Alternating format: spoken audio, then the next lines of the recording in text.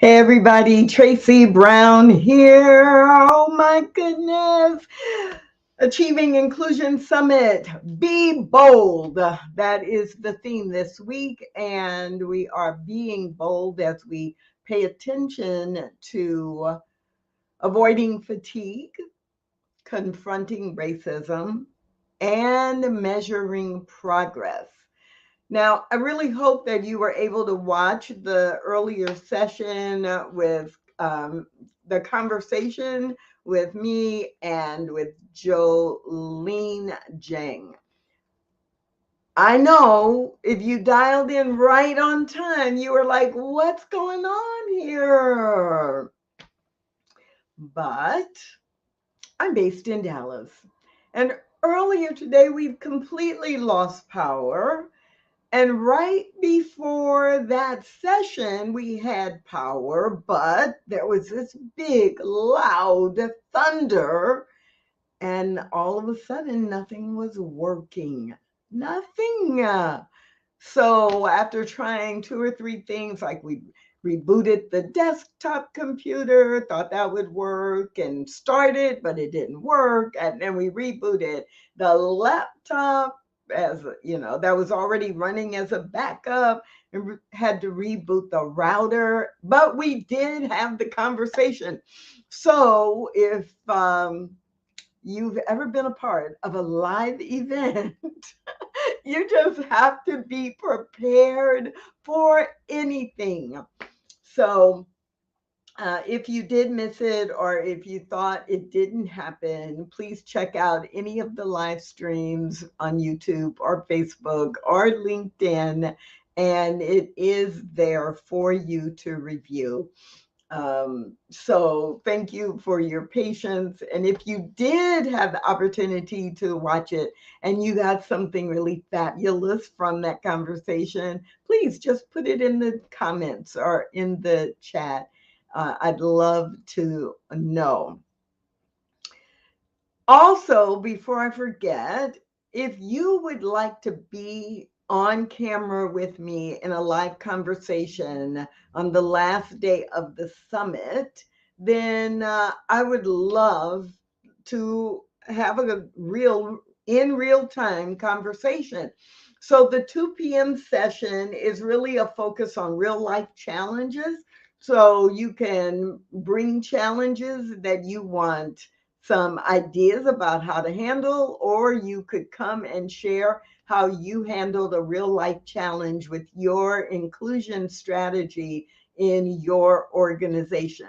So if you'd like to be on camera and in the room real time with me on Friday afternoon for the session that starts at 2 p.m. Central Time, then you just need to email staff@tracybrown.com. Staff, STAFF, at tracybrown.com.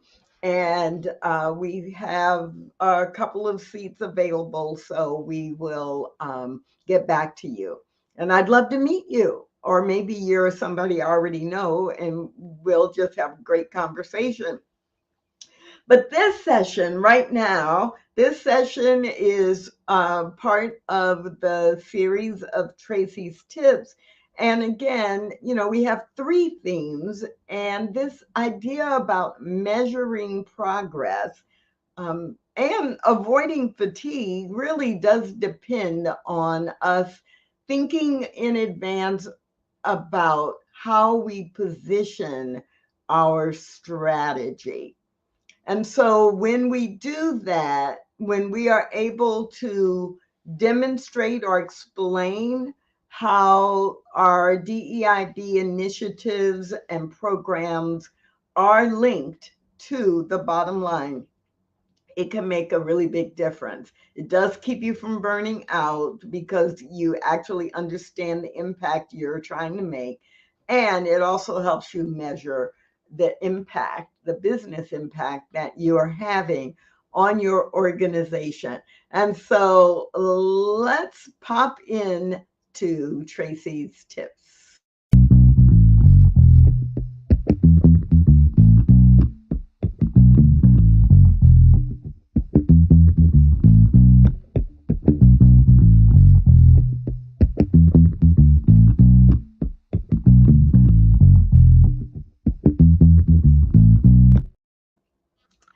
So, linking DEIB initiatives to the bottom line: diversity, equity, inclusion, and belonging.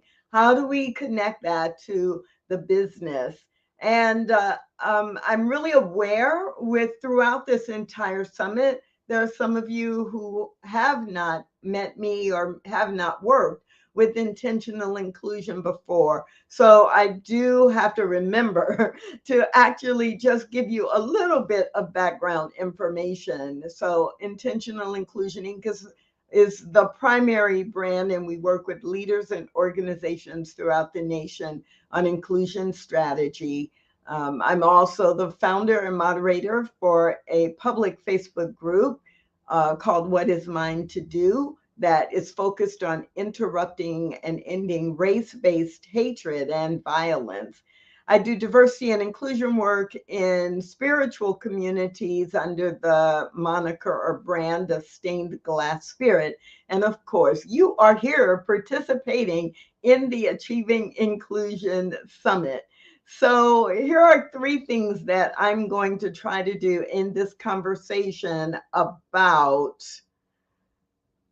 linking the bottom line to your diversity initiatives. So the first question I have in my mind that I want to give you some way to frame and think about is, what does it even mean to link DIEB to the bottom line? So the what does it mean? Number two, why is that important? And number three, give you some framework that will help you begin to think about how you can link DEIB initiatives in your organization to the bottom line. Because there is no automatic script, there is no magical formula. But I'm going to share with you a framework, a broad framework that I have used with a lot of different clients. And from there, we're able to identify 5 or 6 specific things that they want to do to be able to link their DEI or DEIB initiatives to the bottom line. Because keep in mind, whether you work in a nonprofit organization or a huge Fortune 50 organization, or maybe you are part of a membership based association, no matter what environment, ultimately you are going to have to demonstrate value. And so the overview of the model, but I'm going to break it down. So when you see this image, do not go, and do not think you're going to take it in all in one view. But the overview of the model looks like this, right? Linking diversity to the bottom line. And it is divided into a number of sections on purpose in order to help you think through where there may be a link in your organization between your inclusion initiatives and the operation or ultimate profit or ultimate success of the organization. So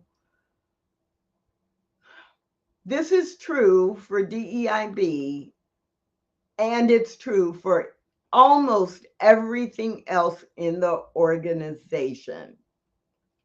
There are 2 primary ways to impact the bottom line. Really, there only 2, or a combination from these 2. You have to increase revenue or decrease expenses. Now, there are times when I talk about this, and I will acknowledge that you can add value where the revenue is not increased, and the expenses, if you look just at money, are not decreased. but you can add value. In a sense, you actually, if you're adding value, you are, you're getting more without spending more. But in general, for this conversation, let's just think of the simple formula of if you are going to link your inclusion initiatives to the bottom line, you must be able to translate how the activities and programs you are implementing either help the company to increase revenue or decrease expenses. It doesn't mean your specific initiative itself has to bring in cash money, but the work that your initiative is doing or the programs and activities, you've got to be able to translate them into, oh, and that is going to generate more revenue in these 5 ways. Or because we retain employees for a longer period of time, we're actually decreasing expenses related to recruitment and onboarding. So, so be thinking about what things you're doing and do they increase revenue or contribute to or support activities that increase revenue? Or are they related to decreasing expenses in key areas of operations? So, to work with that basic truth, which is not limited to DEIB, right? You could apply that to any functional area in the company. We're going to look at 3 different categories that when you are looking at an organization strategically, it allows you to focus in different ways. One, there are things that happen in the organization that are directly related to the mission, the vision. What is the purpose of this organization? What are our priorities, and do we have clarity around that? What are we about? What's our purpose? That's number 1. Number 2, we're going to look at projects. And projects starts having you pay attention to management skills, project management, prioritization.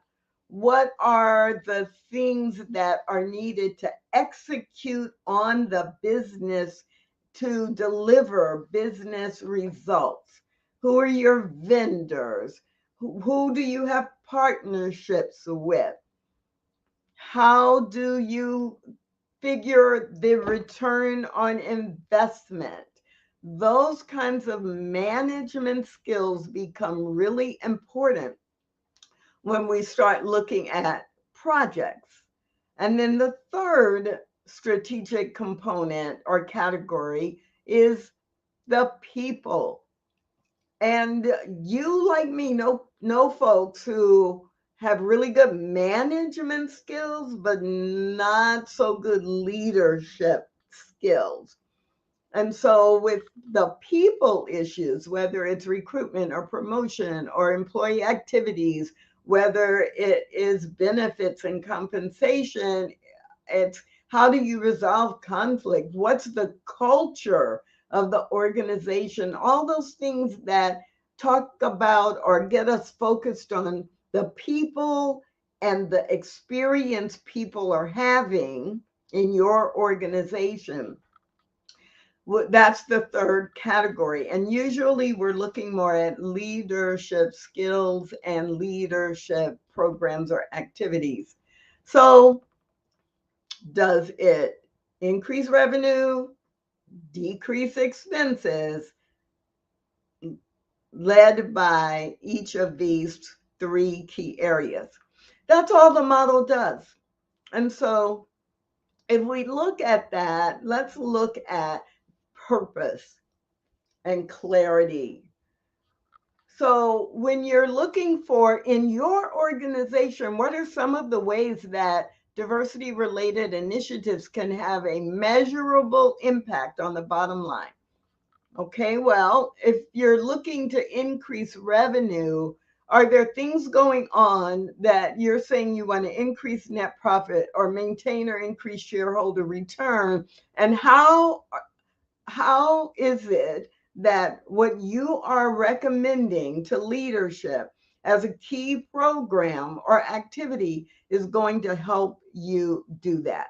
That's what you're looking for in your organization.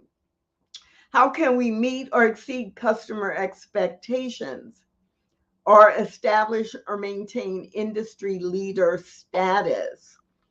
So I worked with a hospital a few years ago, and in the hospital, they were really focusing for about 3.5 years on customer excellence, right? Positive feedback from patients and their families.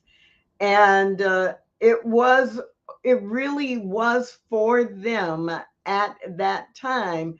They were focusing on increasing net profit by both in terms of quality, having, shorter hospital stays, but this meeting or exceeding their patient expectations.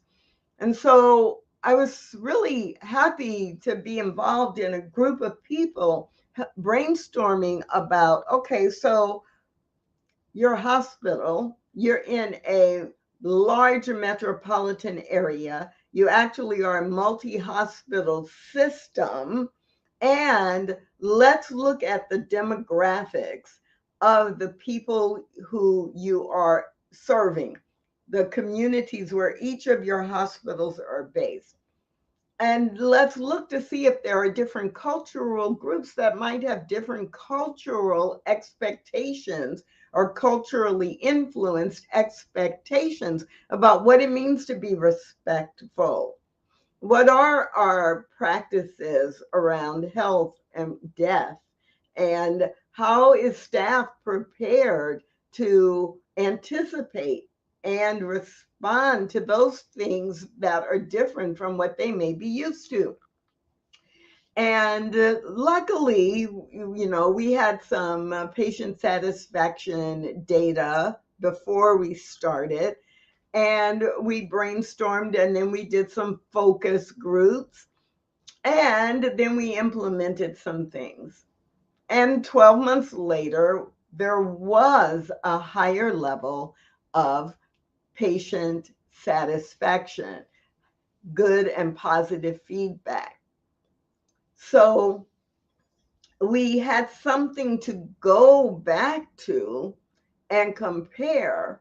And the ideas that were implemented were connected to a business priority, not just, oh, Tracy thinks that would be a good idea. Or, Jamila thinks that, this is really important. So we're going to do that. Or Mark came up with this great idea and we're just going to try it out. Like everything we considered was connected to a business priority or strategy. In this case, it was one that was related to purpose with clarity about what was going on. On the decrease revenue side or decrease expense, no, we don't want to decrease revenue. On the decrease expense side, we looked at, are there ways to provide greater value and still maintain the same operating costs? Or can we maintain the same value and decrease expenses? Are there ways that we can meet or exceed employee expectations? Are there things that we could do in the inclusion initiative that establish or maintain the employer of choice status?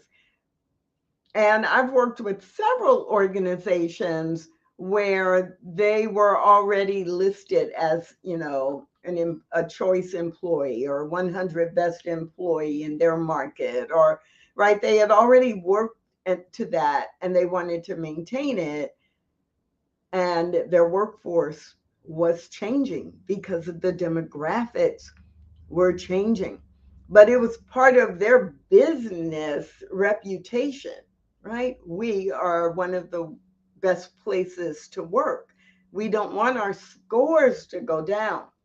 So there were things that we did as part of the inclusion initiative to make sure that it wasn't just we want to have a variety of employees. We want to have a variety of employees, and the business motivator is we need to do certain things in order to maintain our best places to work reputation. So, do you see how when we begin to link the activities that we are recommending or are implementing, when we begin to link them to business purpose, the mission, the values, the top 5 business priorities that have been set, when we begin to do that, then we are able to talk about our DEIB initiatives from a different perspective, a perspective that key leaders will get on board to support, because they can see that it's more than just we're doing something to feel good or we're doing something to avoid a lawsuit.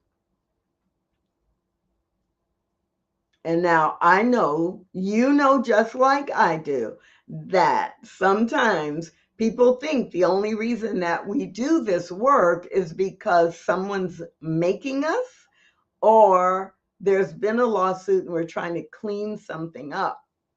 So you need to be able to talk about the activities and programs and resources that you are developing from this business perspective.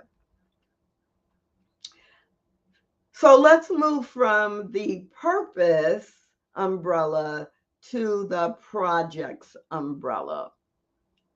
This is one of the places that is so ripe for us to connect what we are doing to create inclusion to the business results. And I am shocked that here we are in 2023, and more than half of the time when I meet or talk to people who are working on diversity, equity, inclusion, and belonging in their organizations, that they are not able to do this. So the big picture, when you are thinking about increasing revenue and decreasing expenses, it's another way to think about it, that is, how can we increase sales and how can we increase productivity? Because if we can get more productivity for the same amount of money, actually, right, we decrease our expenses. So when you're thinking about increasing, increasing gross sales by adding new markets, maybe it's a market based on ethnicity, or a market based on sexual orientation, or a market based on religion. Depending on your organization, what markets have you just kind of ignored in the past?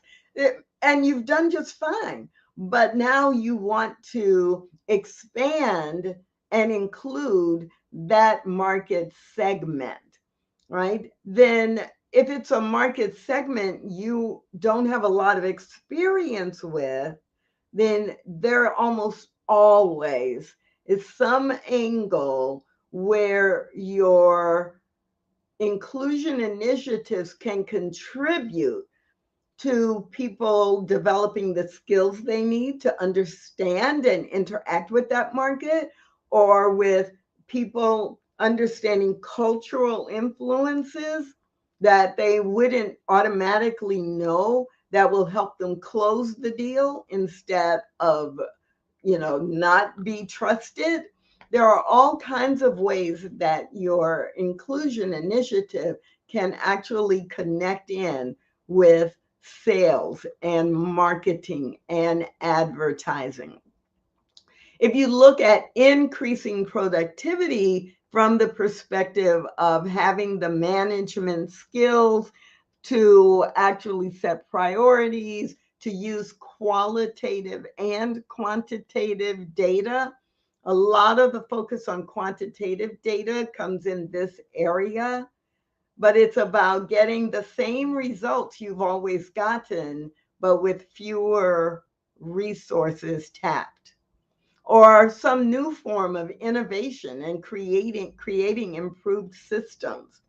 And a lot of times supplier diversity programs fit in really well here, because if you establish a system in your supplier diversity programming where you are periodically evaluating contracts and you are requiring a certain percentage of those who are considered to be vendors, that a certain percentage must be vendors of color or women, or some designation that gives you more diversity in specific targeted ways, then you are often, what many companies find is that they can get the same service, the same quality by changing vendors. And they just hadn't even considered that because they'd been working with the same vendor for 12 years, not realizing that there were other vendors, not only because they were smaller or not only because it was a woman-owned company, but just there are different vendors who are doing things differently or have access to some innovation that the vendor you've been working with for the last 12 years has not needed to implement, because they are building and growing on repeat business. So don't ever discount your supplier diversity initiatives, because often this is one of the places that they can make a big, big difference. Now let's move from purpose, from projects to people. Now, I'm not going to spend a lot of time here because this is the place that most people go. Oh, we need to hire more people, or we need to retain our staff, or we need to promote people and get them in the pipeline for leadership. But if we want to look at people in a broader way, look at people as the culture that you're creating, and improving service will often give you the same result as increasing revenue. And improving employee engagement usually results in more productivity, longer retention, internal mobility, and so your expenses are decreased. And you'll notice that this section, really more than projects or programs, it requires leadership skills, people skills, communication skills. And while there are both quantitative and qualitative metrics that you can apply in this section, often the metrics are more heavily weighted toward qualitative. So when we put all of this together, we end up saying, oh, well, we know that it's a best practice to have mentoring programs. Okay, so you're going to have mentoring programs. When you design or decide where to focus your mentoring programs, then you want to look at, oh, how is that going to have impact? it might be that you put the mentoring programs in people as it relates to building a stronger pipeline or recruitment, retaining people instead of them leaving within the first 2 years.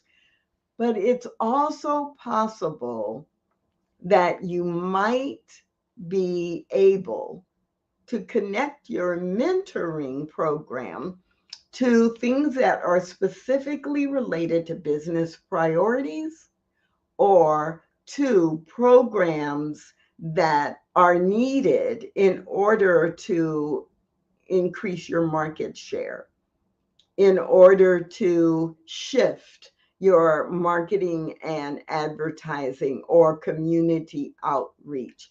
And those would be in different categories than just people. And when you are inviting key leaders in your organization to get involved in your DEIB initiatives, a lot of the times they will say, well, I don't know, that doesn't have anything to do with me. And I'm really busy. I've got to focus on getting this business done. So, are you designing your inclusion related strategy so that you have things in the strategy that are tied to the business? And can you explain those things in the context of how it contributes to the bottom line? This is why I love this model.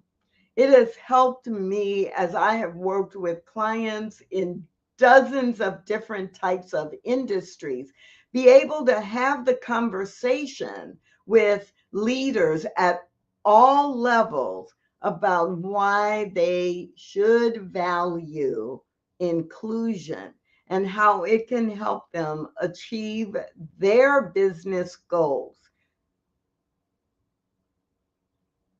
Often we have to develop that skill because it's up to us to be able to make the link for people, to be the bridge between what they think is important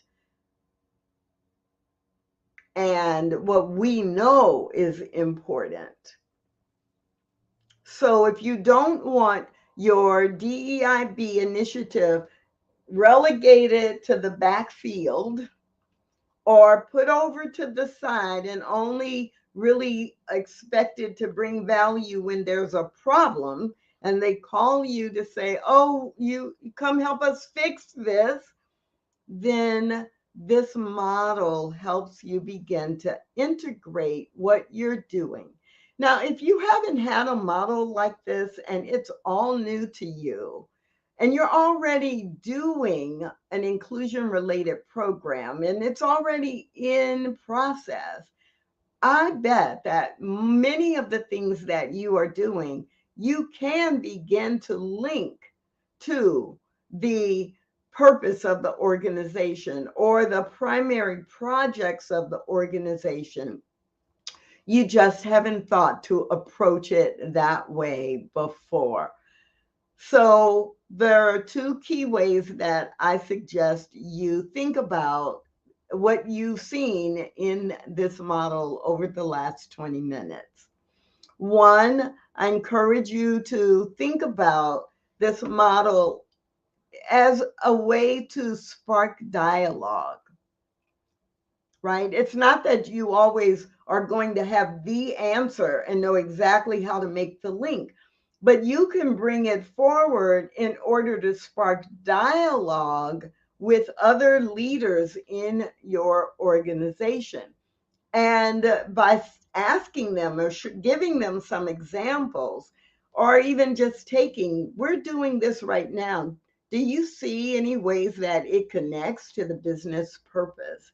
Or do you see how this could help our marketing team, our sales team reach their goal of increasing market share in the Southern sector by 8% over the next 18 months?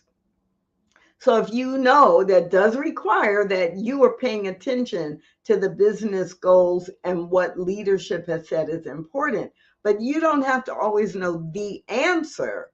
Use this as a tool to engage people in dialogue. The second way that we've used this a lot is we've used it during training to help managers and leaders identify skills or processes they want to target with their staff while they are demonstrating a commitment to inclusion.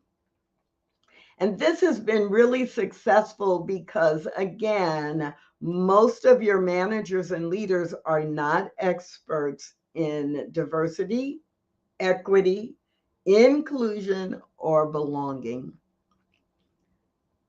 But most of them want to do something positive as long as it doesn't take them away from what they perceive as their priority, what they're getting paid to do. And if it helps them build the reputation and the relationships that they need in order to generate maximum productivity and get maximum results. So, to a certain degree, this model helps you begin to speak their language, and it helps them begin to see you as someone who is concerned about their success and committed to their success the same way they are. I don't know about you, but very often I have had managers and leaders say to me that, yeah, they think diversity is important. They think inclusion is important. They think equity is important. They think belonging is important, but they don't know what to do. They don't know how to connect it to what they've been trained to do in the past. So this model can be really helpful to you. I hope just being exposed to it in the big picture as a framework, that it's got you thinking about how you can have a different conversation with leaders in your organization about inclusion and how it helps them be successful. And if there's any way that I can help you create your strategy or update your strategy, then please just reach out to our team at staff@tracybrown.com, and we'll see if we can give you some resources or come in and do some education and facilitation for you and for your staff. And maybe it's not this model. Maybe you're doing great here, but you have other questions. Please stay connected. TracyBrown.com. Check out the things that we are doing and offering and partnering with our clients in any of these places. So those are my tips around connecting DEIB and your bottom line, your organization's bottom line. It will help you create standards and programs that allow you to measure progress more effectively. And it will also help you avoid fatigue because you're not all over the place and you're not getting as much pushback from people who are like, just go away.